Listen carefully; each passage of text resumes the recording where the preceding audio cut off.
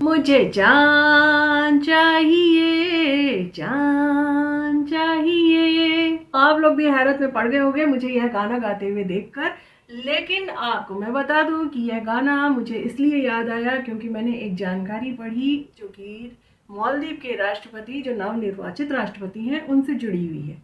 अब ये जनाब हैं, यह भी एक बच्चे की तरह रट लगाए हुए हैं कि मुझे चांद चाहिए, मुझे चांद चाहिए, यानी कि भारतीय सैनिकों भारत वापस जाओ, भारत वापस जाओ, इंडिया आउट।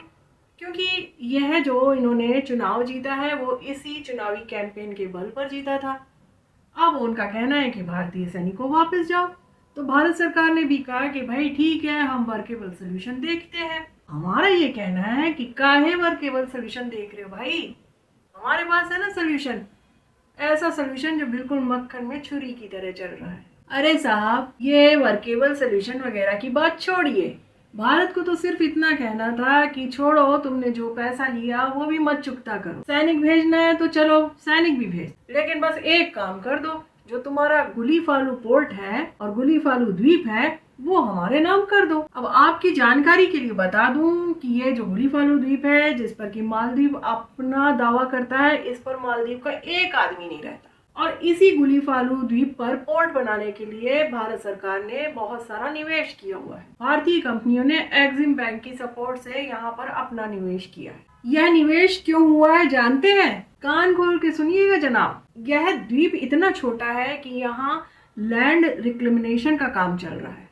लैंड रिक्लेमिनेशन का मतलब है समुद्र से जमीन वापस लेना। अब यह काम फ्री में तो होगा नहीं, इसके लिए भारतीय कंपनियों ने अपना निवेश किया, वह भी एग्जिम बैंक के सपोर्ट से। 1.25 बिलियन डॉलर यानी कि 14 से 15 हजार करोड़ की लाइन का क्रेडिट भारत ने मालदीव को दिया हुआ है, जिसके अंदर बोर्ड के डेवलपमेंट का 75% काम भारतीय कंपनियों ने करना है। गुलीफालू के अलावा मालदीव में तमाम प्रोजेक्ट चल रहे हैं जिनके लिए भारत ने पैसा दिया हुआ है। अब स्वाभाविक है, मालदीव के पास तो ऐसी औकात नहीं है पैसा चुकाने की, तो भाई साहब भारत को अब मालदीव को चाइनीज वाला लेसन पढ़ा देना चाहिए। आप सबको श्रीलंका का हब्बन टोटा पोर्ट तो पता ही होगा, जिस पर चाइना ने श्रीलंका को निवेश के लिए पैसे दिए थे। वह निवेश का जो पैसा था वो वापस न लौटा पाने की स्थिति में 100 साल तक अब चाइना के कब्जे में आ चुका है। इसी प्रकार भारत को भी गुलीफालू पोर्ट पर अपना 100 साल तक का कब्जा ले लेना चाहिए। और हम सिर्फ पोर्ट की ही बात नहीं कर रहे,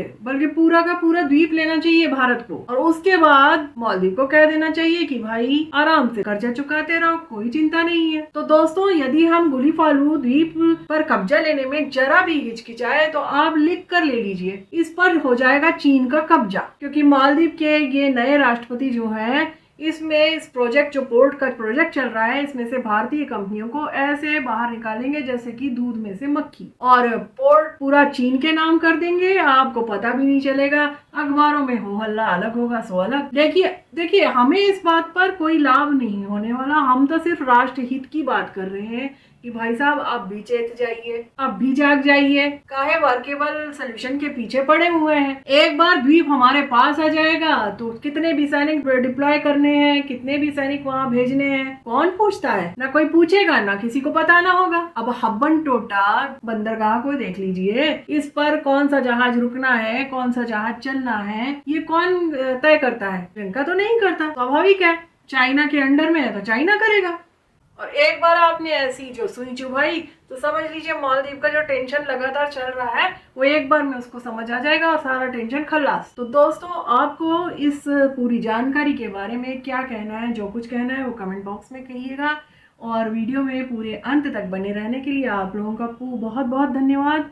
अगर आपको यह वीडियो पसंद आया हो तो शेयर जरूर कीजिएगा और चैनल को सब्सक्राइब कीजिएगा, बेल आइकन दबाइएगा।